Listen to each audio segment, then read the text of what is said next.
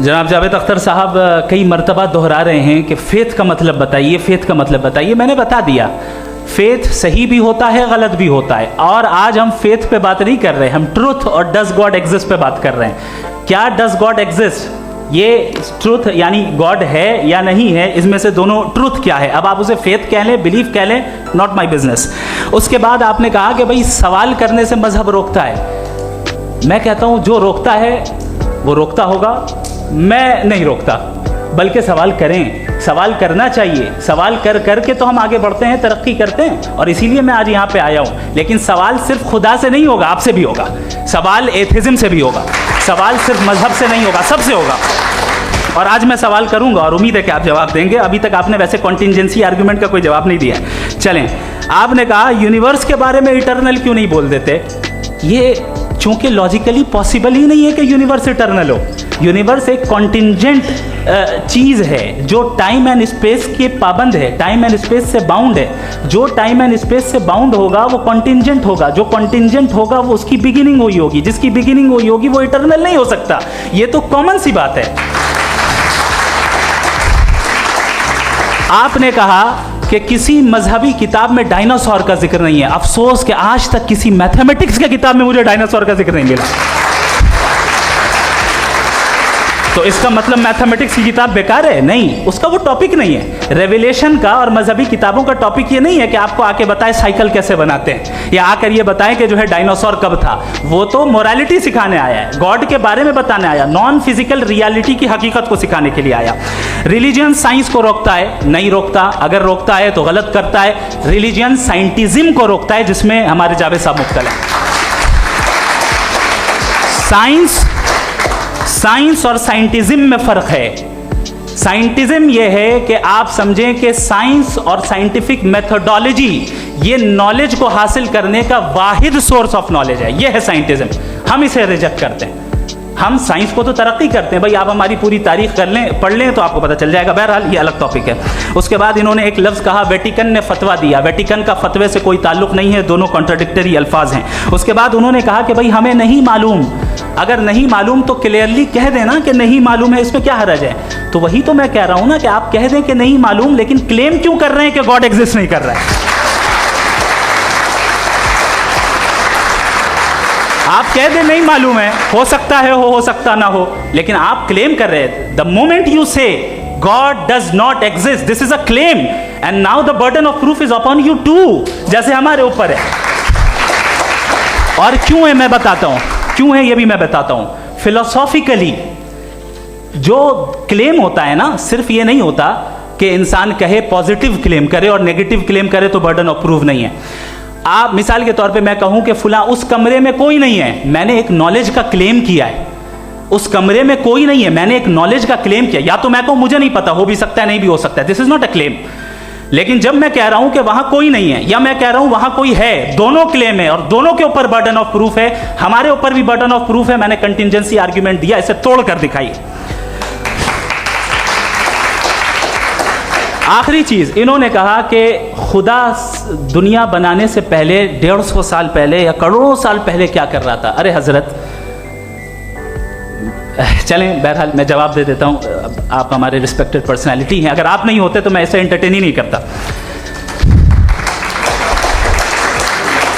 Time ये 100 साल पहले या 100 साल बाद, पहले बाद में अभी, ये वो अल्फाज हैं जिनका ताल्लुक टाइम से है। टाइम शुरू ही हुआ है यूनिवर्स की बिगिनिंग के बाद, तो उसके पहले खुदा क्या कर रहा था? सवाल इलॉजिकल है, ये फेलेसी है। यानी आप ये कह रहे हैं कि यूनिवर्स के बनने से पहले खुदा क्या कर रहा था? टाइम के बनने से पहले, पहले का ताल्लुक टाइम से, टाइम उस वक्त था ही नहीं, तो ये सवाल ही इनवैलिड है खुदा के ताल्लुक से।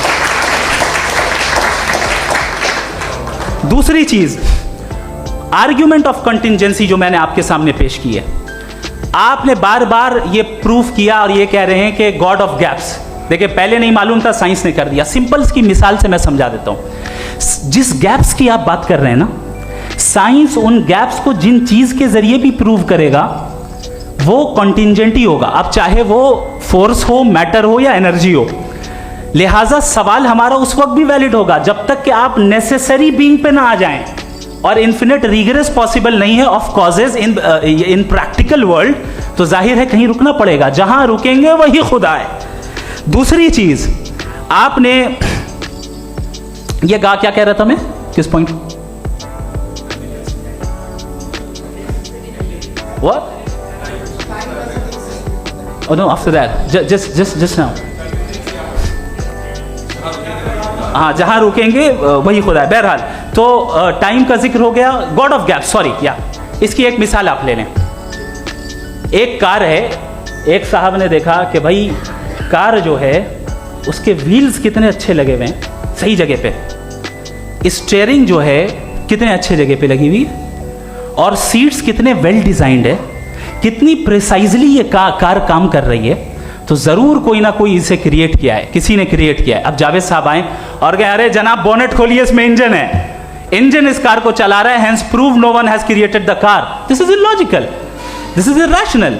आपने इंजन के जरिए उस गैप को तो साबित किया, लेकिन क्या उससे कार की जो क्रिएशन है और उसका जो क्रिएटर है ये इम्पॉसिबल हो जाए? ऐसा पॉसिबल है? उसका सवाल खत्म हो जाए, ऐसा पॉसिबल है? नहीं। आपने गैप्स को फिल करके, कॉन्टिंजेंट चीजों से गैप्स को फिल करके हमारे ऑब्जर्वेशन को और ब्रॉड कर दिया। अब हमें और पता चल गया कि ये जो कार है इसका सिस्टम कितना ज्यादा कॉम्प्लेक्स है। पहले कम समझते थे, अब कॉम्प्लेक्सिटी और ज्यादा वाजे हो गई। अब हमें समझ में आ रहा है कि हमारी सर्टेनिटी और बढ़ गई कि जरूर इस कार को किसी ना किसी ने बनाया। यही मामला यूनिवर्स का है। साइंस हमेशा फिजिकल वर्ल्ड की चीजों को ही फिल करती जाएगी और फिजिकल चीजों से ही करती जाएगी, चूंकि एम्पेरिकल एविडेंस का ताल्लुक फिजिकल वर्ल्ड से है। आप साइंस के जरिए मेटाफिजिकल रियलिटी को कभी साबित नहीं कर सकते। ये रॉन्ग टूल का इस्तेमाल करना है। ये वही काम है कि आप मेटल डिटेक्टर से प्लास्टिक डिटेक्टर करने चलें, जो कि जाहिर है सही नहीं है। Thank you.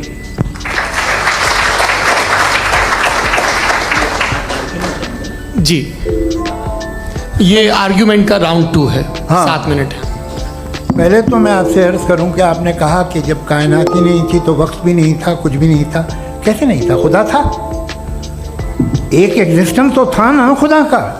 तो जब खुदा था तो वक्त भी होगा। तो ऐसा नहीं है कि कुछ भी नहीं था, खुदा था। अच्छा, बाकी एक आपने कहा साहब आप साबित कीजिए, आपके पास भी लॉजिक है, मेरे पास भी लॉजिक है। आप मेरा जिम्मेदारी नहीं है साबित करना कि खुदा है। बर्टन रसल ने बड़ी अच्छी बात कही। बर्टन रसल ने बड़ी अच्छी बात कही। मैं आपसे अगर ये दावा करूं कि एक चाय की केतली मरीख के चारों तरफ घूम रही है, मार्स के चारों तरफ, तो ये आपका काम नहीं है कि आप साबित करें कि कोई चाय की केतली नहीं है। ये मेरा काम है, मैंने दावा किया है। ये दावा तो मजहबी लोग करते हैं कि खुदा है। मैं क्यों साबित करूं कि नहीं है? जब तक आप मुझे कन्विंस नहीं कर देंगे मैं नहीं मानूंगा। आपकी जिम्मेदारी है, मेरी जिम्मेदारी नहीं है। दोयम ये कि ये जो आप कह रहे हैं जो गैप्स हैं, ये गैप जब किसी मज़हब को चैलेंज करते हैं, जब ऐसा कोई बात आती है तो हंगामा हो जाता है कि जब वो चैलेंज करें किसी फेथ को। ये तमाम साइंस जो है इसे मुख्तलिफ जगहों पे मुख्तलिफ वक्तों में मज़हब ने रोकने की कोशिश की है। ये किताब है religion and science, Burton Russell की, पढ़िएगा, अच्छी लगेगी आपको। तारीख़ ही है साइंस, मज़हब की साइंस से उसका यही रिश्ता है। अच्छा, अब ये हम सोचें कि बहरहाल ये वजूद जो है मज़हब और ये बिलीव इन गॉड इंसान को बेहतर बना देता है। तो एक काम कीजिए, हिंदुस्तान वर्ल्ड का नक्शा लीजिए और मार्क कीजिए कि रिलीजन कहाँ कहाँ ज़्यादा है, कहाँ कहाँ, चाहे वो लैटिन अमेरिका हो या मिडल ईस्ट हो या फार ईस्ट हो या हिंदुस्तान के वो इलाके जहाँ मजहबियत ज़्यादा है। रख दीजिए नक्शा अलग। अब दूसरा नक्शा कि कहाँ कहाँ नाइंसाफ़ी, रिप्रेशन, औरतों के हुकूक की पामाली, जुल्म, डिक्टेटरशिप कहाँ है, नक्शा एक ही होगा। तो आप मुझे बताएं कि जो इसका तरकीब इस्तेमाल क्या है? खुदा का तरकीब इस्तेमाल तो बताइए। आप छोटी सी दवा सड़क पे बेचते हैं, उसकी भी तरकीब इस्तेमाल बताते हैं। इसके इस्तेमाल से तो फ़ायदे नहीं हुआ किसी को। जो सारे के सारे ख़राब मुल्क हैं, ख़राब समाज है, वो सारे जुल्म खुदा के नाम पे करते हैं। वो गलत करते हैं, सही करते हैं, मुझे क्या लेना देना उससे? इस्तेमाल से मालूम होता ना। एक विस्की की बोतल कभी शायद देखी हो आपने, लाल रंग की होती है, उस पर रोशनी और छपड़ा इंतहाई खूबसूरत लगती है, क्या बिगाड़ रही है किसी का? उसका इस्तेमाल गलत है, इसलिए आप उसे नापसंद करते हैं। इसका इस्तेमाल गलत है, इस तसव्वुर का इस्तेमाल ही गलत है और हमेशा से गलत हुआ है। आप देख लीजिए, इंसानी तारीख देख लीजिए, आज देख लीजिए, हिंदुस्तान देखिए, दुनिया देख लीजिए क्या हो रहा है। इसे कैसे इस्तेमाल कर रहे हैं फेथ वाले लोग? क्या फेयर हैं, जस्ट हैं, जो अपने खुदाओं पे यकीन रखते हैं? वो किस तरह के लोग हैं? वो लोगों को इंसाफ देते हैं, वो बेहतर इंसान बने।